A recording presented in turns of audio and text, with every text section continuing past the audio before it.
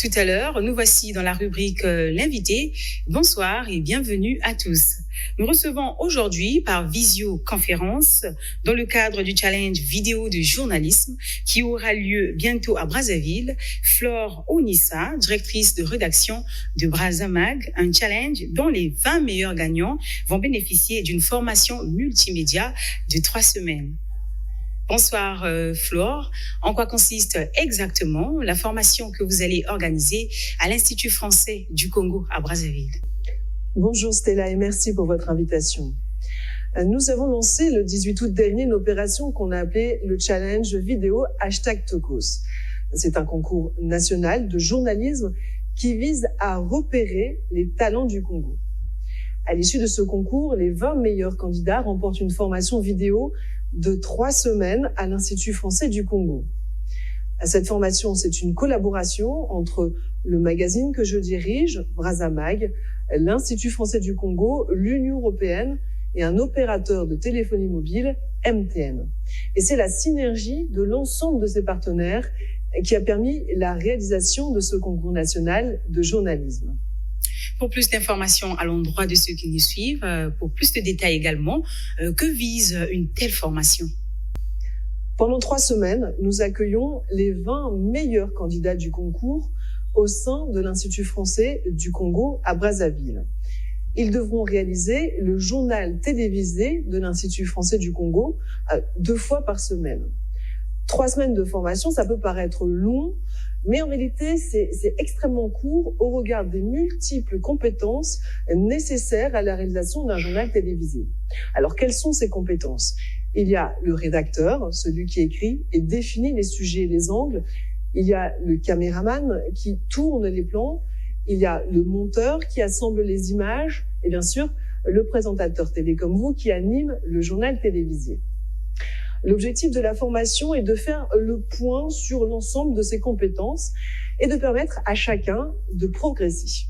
Aujourd'hui, dans le monde des médias, il est absolument essentiel d'être polyvalent et de maîtriser l'ensemble de ces compétences. Alors, quelles sont les personnes, sinon les profils concernés par ce challenge? Est-ce les professionnels, les amateurs de la vidéo ou bien ceux qui n'ont jamais, je dis bien jamais, touché à la caméra? Alors bien sûr, ceux qui n'ont jamais touché à une caméra partent, c'est sûr, avec un handicap. Mais aujourd'hui, avec les smartphones, il est possible de faire des vidéos assez incroyables. J'ai reçu la vidéo d'une jeune lycéenne, par exemple, qui s'était filmée, qui avait fait son montage avec son téléphone portable. Alors, ce n'était pas parfait, mais cela indiquait une appétence pour l'outil informatique. Et la vidéo est indispensable dans notre métier, donc maîtriser un smartphone, c'est déjà un bon point. Et puis, il nous faut aussi des présentateurs télé pour animer le journal télévisé de l'Institut français. Alors, on repère également les personnalités qui ont du bagou, qui sont à l'aise face à la caméra et qui sont capables de repérer de bons sujets. Alors, comment participer à ce concours? Le challenge vidéo #Tokos est national et ouvert à tous, amateurs et professionnels. Pour participer au challenge #Tokos, il y a 2 possibilités. Soit vous envoyez un article de 3000 signes maximum à flore@brazamag.com.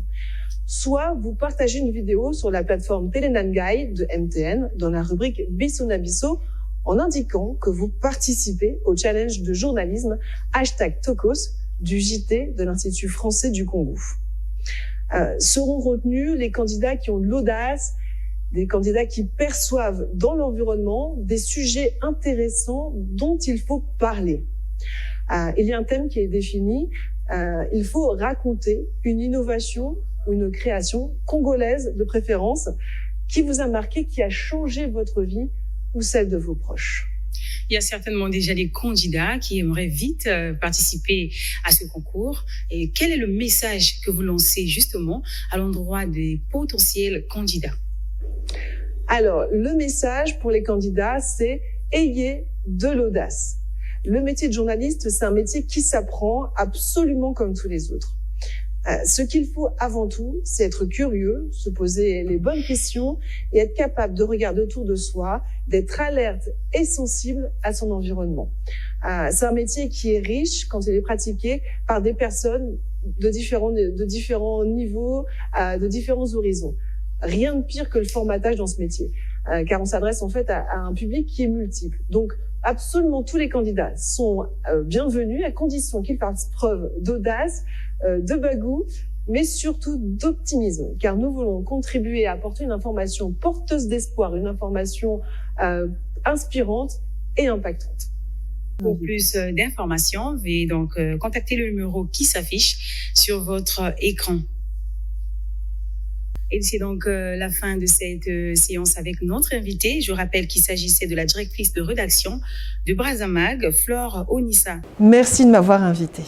Avec elle, nous nous sommes entretenus sur le challenge vidéo de journalisme qui aura lieu bientôt à Brazzaville. Merci de votre attention. À très vite sur Vox TV.